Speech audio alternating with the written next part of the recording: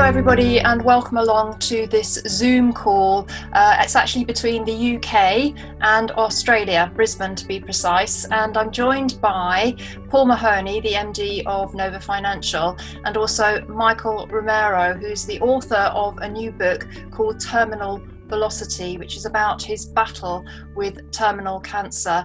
And guys, thank you very much for joining me on this call. And I think it's very, very interesting times to have this call, because in the last 2 months, the entire world has gone through a kind of recalibration of what matters in life, that balance between, the kind of work-life balance. And I think before we come to Michael, if I could go to you, Paul, just give us the kind of background of the genesis of your kind of thoughts about bringing this interview to the property community. Yeah, Michael and I grew up in the same area, small sort of beach area of just north of Sydney, sort of friends of friends, and heard about Michael's story through those friends. And it kind of really hit home for me. First off, somebody that I know that has been diagnosed with terminal cancer. But then when I saw that he published the book and that it was very focused around the financial side of that and the realizations he'd made, and then wanting to pass it on to other people, obviously very selfless when going through a situation like that. I thought it would be worth bringing that, to the UK and to the Property Tribe viewers and our, database as well, so far as helping people realize about, not being complacent. A lot of people sit on the fence for far too long. They underutilize what they've got. They take things for granted. And I was hoping that bringing this story to the viewers would allow some people to kind of stop those things. Get off the fence, start taking action, start improving their financial position, all those sorts of things that are a positive thing that maybe hearing a story like this could help them with. Yeah, definitely. And Paul, you've touched on many of the themes that have arisen in Michael's book. And Michael, if we could come to you. Well, first of all, I just want to say, people always say, "Oh, how are you doing?" as a kind of flippant question. But in your case, genuinely, how are you doing? Yeah, really good at the moment. I'll focus on day by day, and today it's been a really good day. So for me at the moment, that's all that matters really. So all things considered, I'm doing really well. So it's thanks for having me on and taking the time to share the story as well. So well, it's a genuine pleasure and a privilege, Michael, to have you on this call.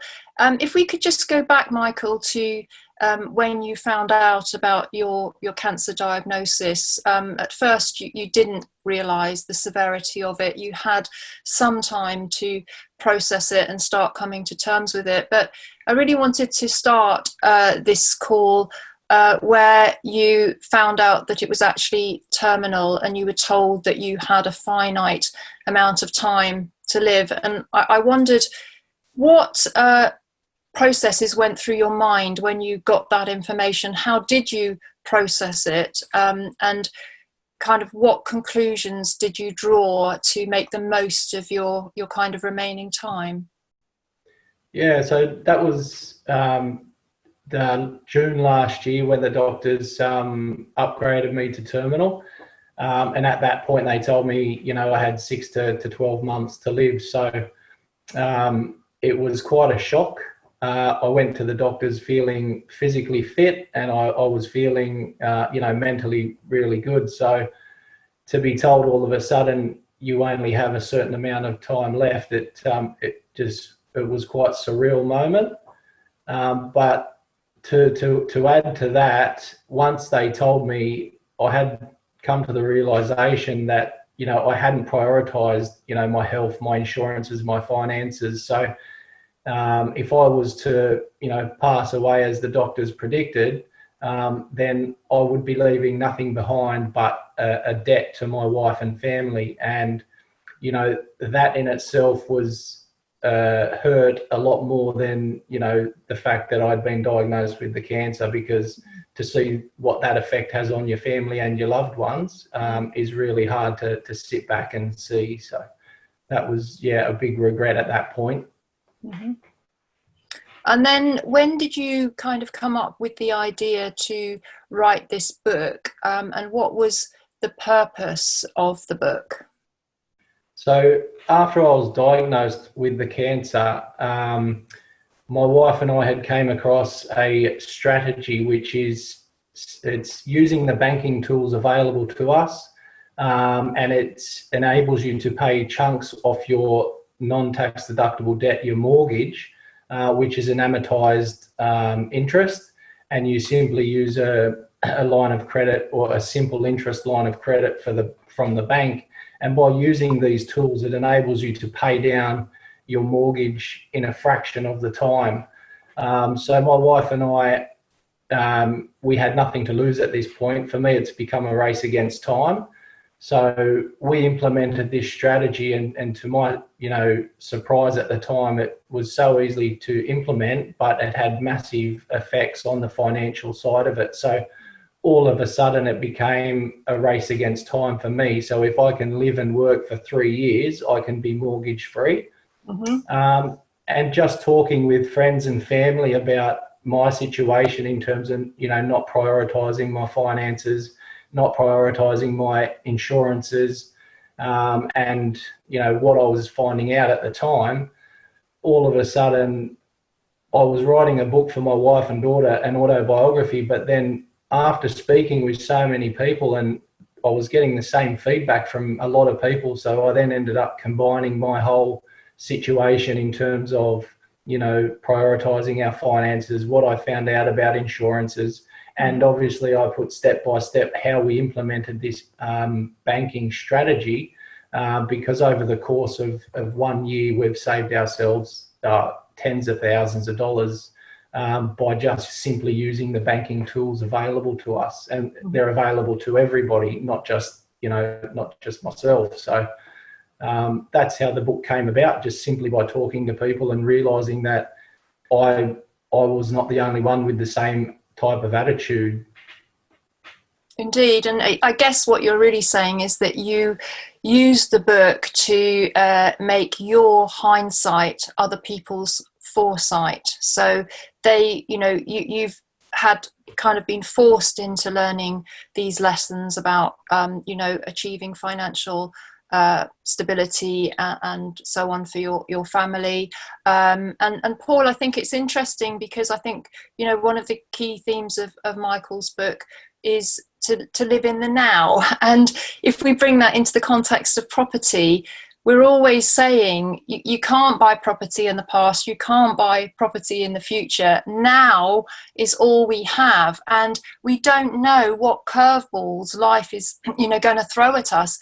And Michael's story is a prime example of that. Yeah, exactly right. We're I think a very apt sort of adage that sometimes people throw around is that the best time to buy property was 20 years ago, and the second best Don't time have a time now. machine. And Michael said that before we got on this chat. Wish he'd have known that 10, 20 years ago, would have started then.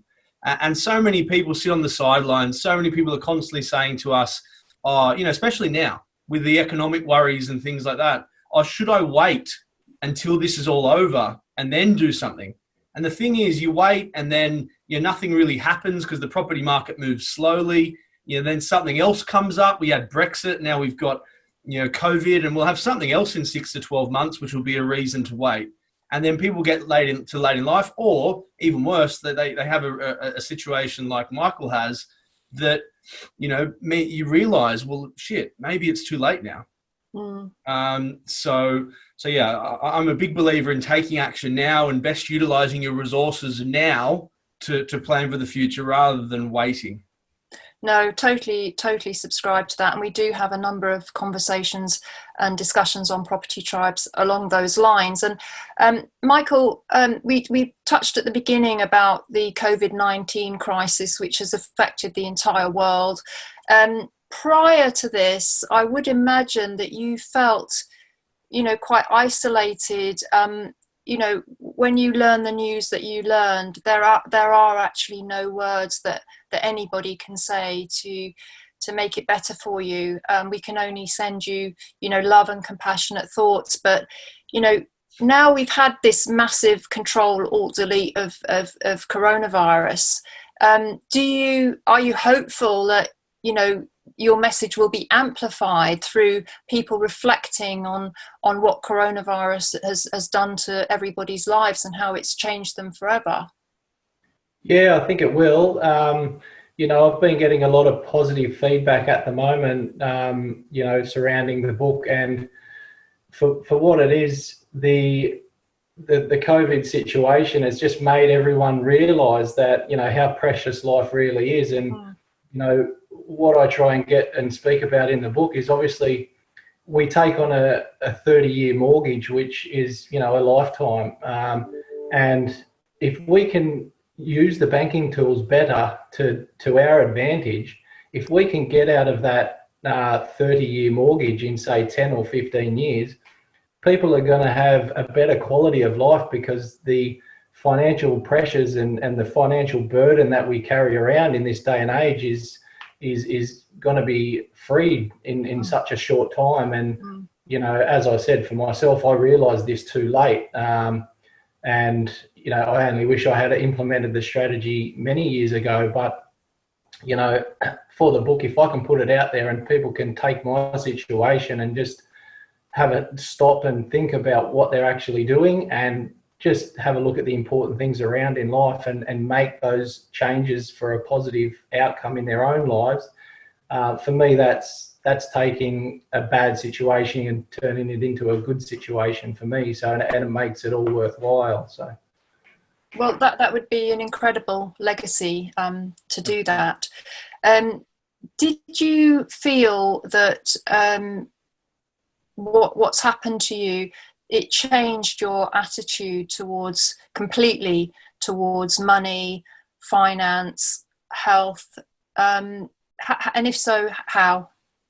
Yeah, it did. And, you know, a lot of people ask me, you know, how I feel about being diagnosed with cancer. And, you know, honestly, I wouldn't change being diagnosed, because it has forced me to change my attitude. It has forced me to reassess the small things in life and actually take notice of these things. And if I hadn't been diagnosed with cancer, I would still be doing what I was doing, and I would still be in the rat race of life. I would still be, you know, struggling with the mortgage and the cash flow, and have all these pressures and stress. They would still be there. I would not have changed. And, you know, I can honestly say that. And I was forced to change. You know, I had this, you know, illness now. So, and I'm hoping by, again, sharing my story, that can force people to use my situation to better theirs, and not wait for something like that to happen. So, reading some articles about you, Michael, it seems that you've come to terms with your situation. Does it give you a feeling of peace that you have secured the financial future of your family? And, you know, you've got a young daughter, I believe, haven't you? Yeah, she's 5, just turned 5 the other week. So, yeah, I think, you know, accepting the situation has been a crucial part in dealing with the whole cancer diagnosis. And, you know, by accepting that, it's enabled me to make decisions, and rational decisions, and you know, educate myself in my situation and what's happening. And obviously that also includes, you know, I've educated myself in the strategy that we have implemented, and how that's working. And, you know, as again, it's working for me. If I can live and work for 3 years, I can be mortgage free.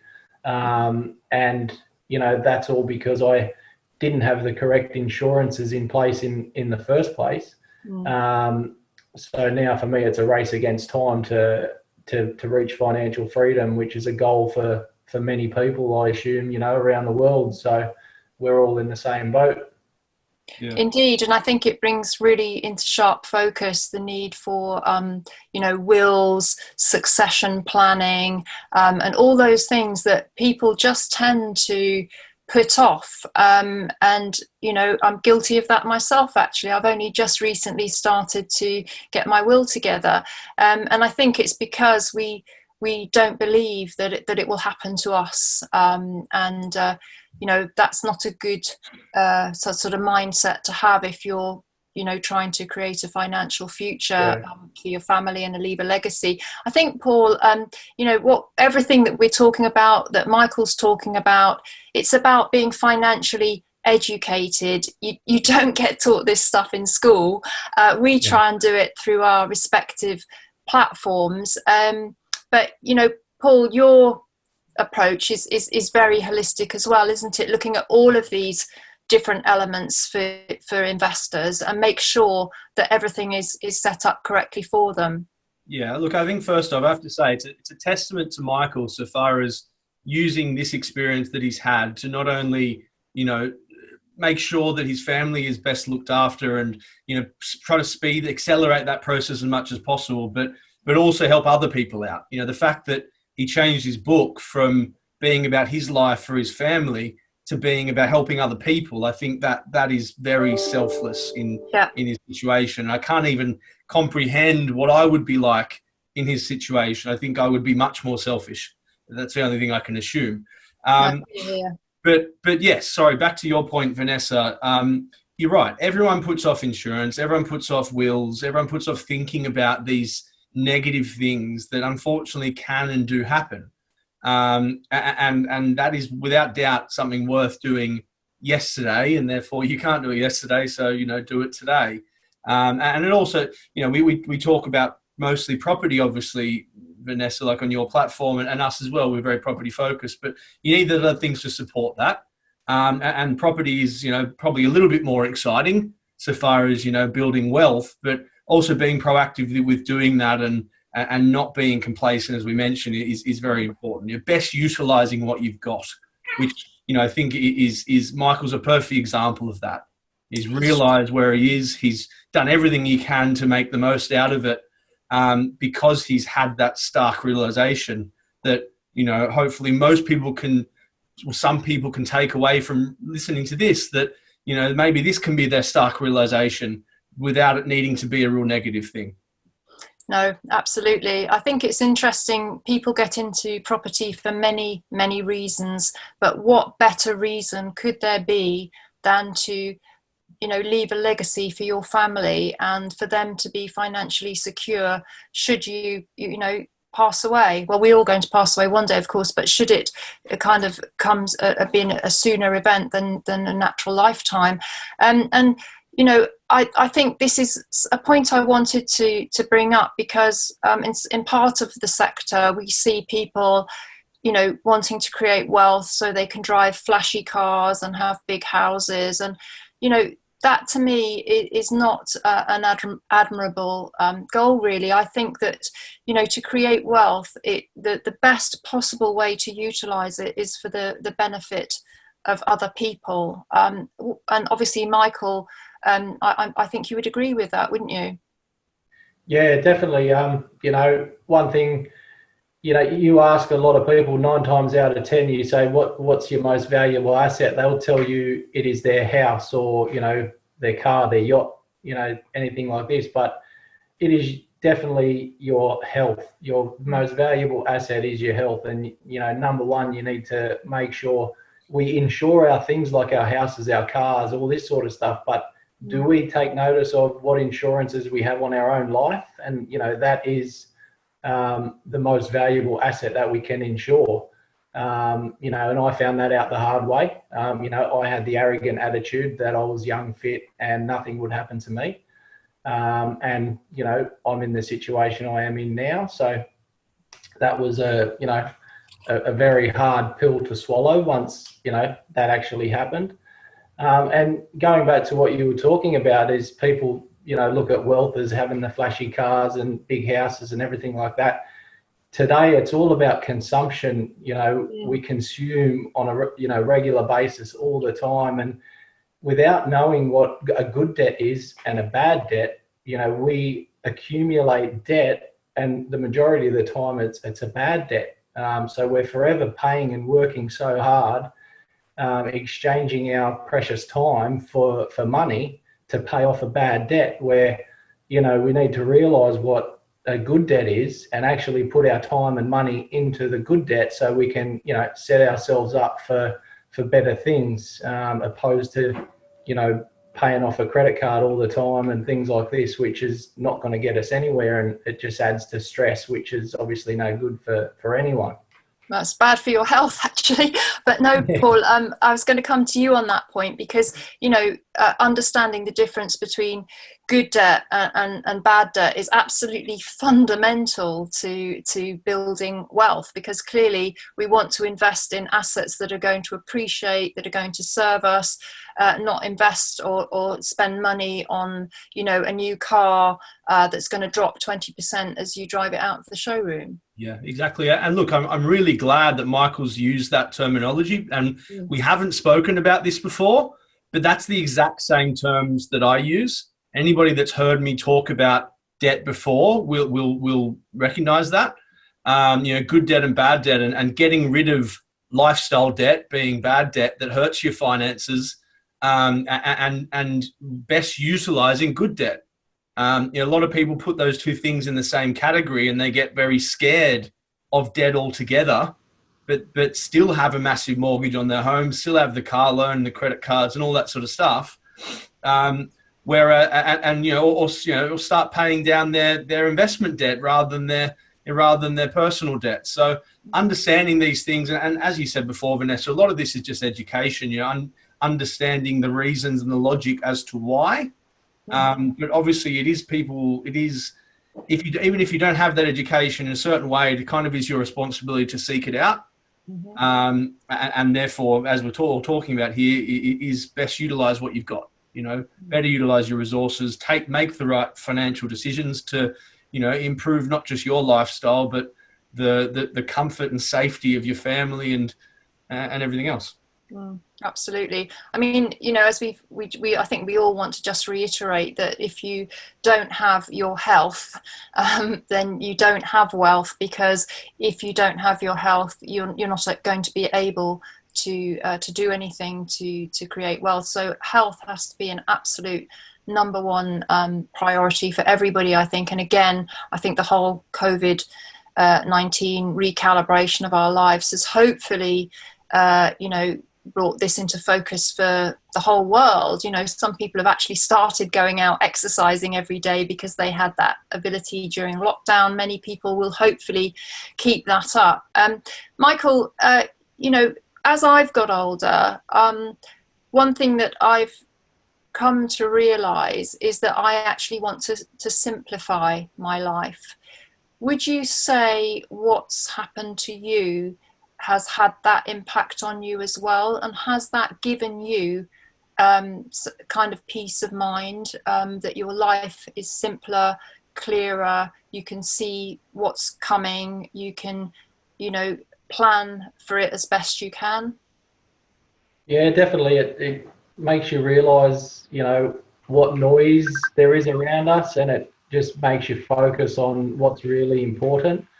And it just has a massive effect on the perception and how we see things. And for me, for most people, it's about, we work hard for our money, so we trade our time to get a certain amount of money. So if we work 38 hours a week, we're going to earn X amount at the end of the week. If we want to earn more money, what do we have to do? We have to trade more hours, more of our precious time, to earn more money. So we're always working for the money. But what I've come to realise and been able to do is actually flip it around the other way and start to get my money working better for me and my family. And we had, my wife and I both have good jobs, but we never had a cash flow, the importance of our cash flow. We never understood that really. And once all this happened, and obviously we refocused, we were able to change our attitude and our mindset, we actually are getting our money working better for us. So, in the long run, it's taken a lot of stress off us, it's simplified things, and, it's just really had a positive effect in such a bad time, because it's been a silver lining, I suppose, through the whole situation. And again, just by refocusing and changing our attitude and our perception towards our money and our life, has really, helped me stay focused and positive throughout the whole cancer journey. So. No, it's very interesting because, property is what we loosely call a passive income. There is actually quite a lot of work involved in being a landlord. But, Michael was talking about essentially renting your life out to an employer. You can only work so many hours a day, so there's a ceiling to how much you can actually earn. And clearly, if you choose to work very, very long hours, that could impact on your health. But Paul, when we talk about property, I always say my properties are like the best employees you could ever have. They work rain or shine, 24/7, 365. They're generating cash flow if I'm on holiday, if I'm ill.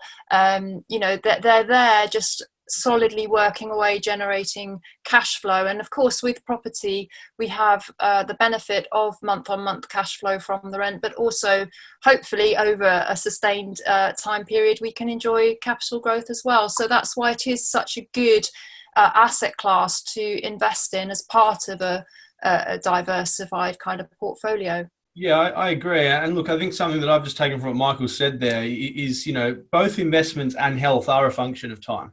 Yeah. And sometimes if you work for 40, you work for 40 years to contribute to your pension, then all of a sudden you have maybe just enough money to live comfortably, but you're 60 or 70 years of age. That in my mind isn't a good position to be in either. And I think what we're talking about here, so far as building, whether it be property or otherwise, but talking about property, if we're building a portfolio of properties, it potentially enables you to do that a lot quicker. And it seems that that's something that Michael's realised probably, slightly before this, but then much more after his situation came about, that was a sensible thing to do. Whereas, some people haven't quite had that same kick in the bum, I suppose, but hopefully can realise that from other people's experiences. Indeed. And Michael, I think it's interesting to equate your book to property, because property, you buy it once and then it, if you manage it correctly, it continues to generate passive income, net passive income month on month. With your book, you write it once, but you are going to generate royalties from your book sales. And of course, these are going to go towards supporting your family. Yeah, I've set up a trust fund for my daughter, and again, that was another reason which inspired me to put my story out there. And I was quite a reserved person. I kept my personal life to myself, but in this situation, again, if the doctors were right and when I was to pass away, then this is something that can help my daughter and wife, long after I'm gone. So, that was a motivation as well behind the book. And again, it was just simply the amount of people that I spoke to had the same attitude as I did. I was quite shocked at the time as well. So, again, and what I was finding out when I looked more into my finances with the banks, I become angry at just how blindfolded I was in handing over my money to the bank each month and not questioning how much I was giving them, or if there was any other strategy to pay that off quicker and obviously benefit myself. And I spent 10 years over in London, and my wife and I bought a property over there, and that was an investment property when we moved back home. But because we hadn't implemented the right type of strategy, after 12 months of being back in Australia, we had to sell the property because it wasn't working for us how it should have been. So, that was at the time, it was a lot of stress that we were under financially. And, I feel that's been a contributing factor, or the cause of me developing the cancer, because there's been no other, health reasons why a person like me would come down with this type of cancer. So I feel that's been a big factor in the diagnosis.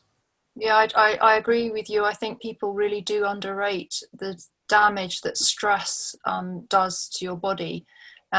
Certainly, you know, in the last 8 weeks, certainly here in the UK, landlords have experienced a lot of stress. And I think it's a really important message that you're sending out that, you know, if you can, you know, create these a financial future, actually that does relieve stress, and if you can manage it effectively, that relieves stress. And all of these things are so important for people to understand. And I really join Paul in saying that I think you're so courageous and so brave and selfless in what you're doing, Michael. I just think you're an incredible human being, and I just want to thank you for what you've done writing this book, because it will bring into sharp focus for other people, you know, that life does throw curveballs, and that we are here on this planet for a finite period, and that we do have to take sustained action on a almost daily basis to make sure that we are, you know, protecting our family's future and our finances. So really just want to thank you so much for having the courage to write the book and to put yourself out there to talk about what is obviously a, you know, incredibly emotional issue for everybody. Oh, thank you. Paul, is there anything you'd like to add? Any other things that we I think just to add to that, obviously we'd encourage everyone to buy the book. Definitely. You know, we're talking about this in a brief summary of Michael's situation. Obviously the book will expand on that substantially. So, you know, if this does in any way have any relevance to you or hit home so far as how you might be able to improve your situation, one thing that Michael said I'm sure will relate to a lot of people is being able to pay his mortgage off within 3 years after only starting this in the past year. Now, most people to pay off a mortgage in 4 years, that would seem unachievable. So, you know, if you want to learn more about that, or just all the things we've been touching on, buy the book and learn more, and then hopefully you'll be able to implement some of that for yourself and improve your own sort of lifestyle and financial position.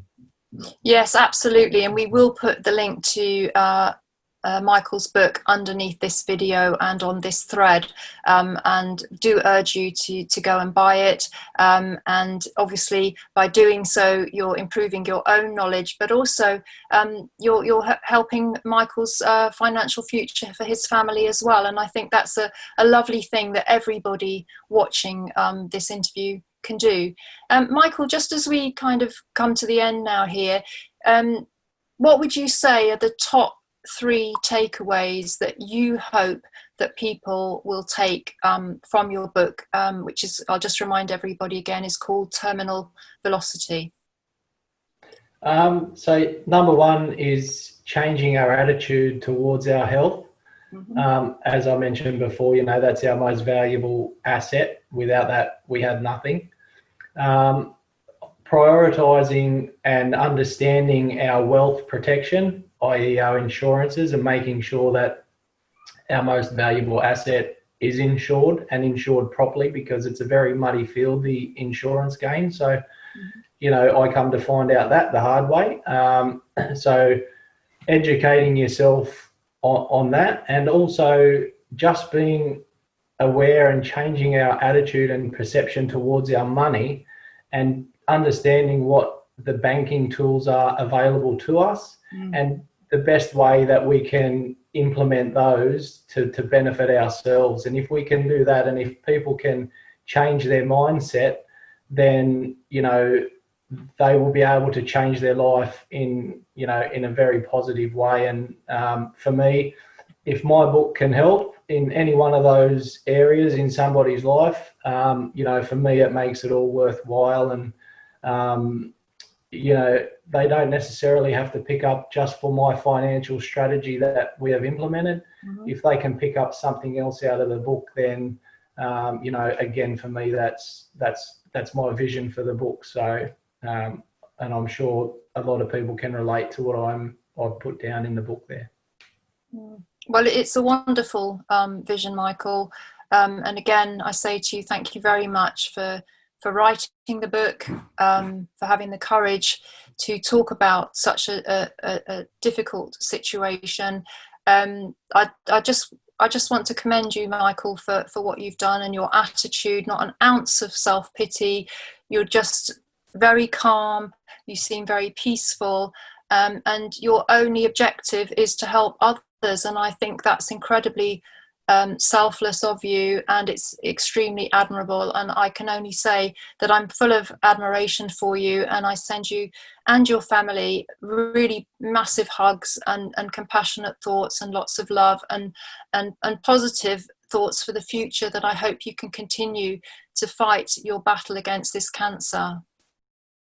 Yeah, thank you very much. It means a lot, and thank you very much for taking the time to have a chat with me today, and obviously sharing the word, and hopefully by doing this you're contributing to hopefully changing other people's lives as well. So a big thank you to you two as well. So it's really an honor to do it and to have the chat. So yeah, thanks. Thanks for taking out your valuable time. I think it's been a very good talk, and I do hope that people take something from it and buy the book, and it helps to improve the situation, which is obviously, as you say, the big part of why you wrote it. So we really do thank you for your time, which is obviously very valuable at the moment. Yeah, no, it's been an absolute privilege and a pleasure to talk to you, Michael, and we send you lots of love. And the book is called Terminal Velocity. We will put a link to it underneath the video.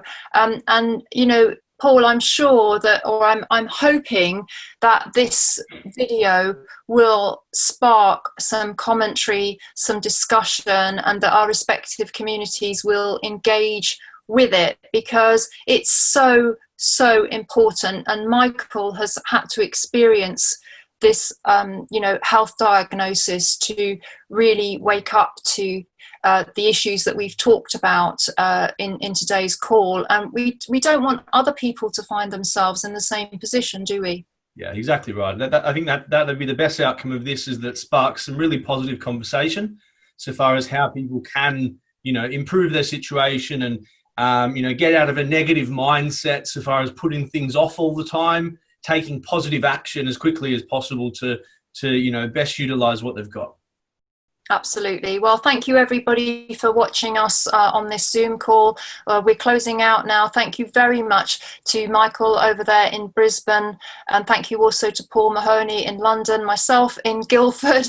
We do hope that you found this call thought-provoking, and that you will consider some of the issues raised in it. But for now, we're all saying goodbye, and join me in sending lots of love and positive vibes to Michael and his family. All the best, Michael, to you, and we're going to keep reminding people about your book and the important messages that you've shared in it. Absolutely. Perfect. Thank you very much. Have a good day. Thank you. Bye. Bye.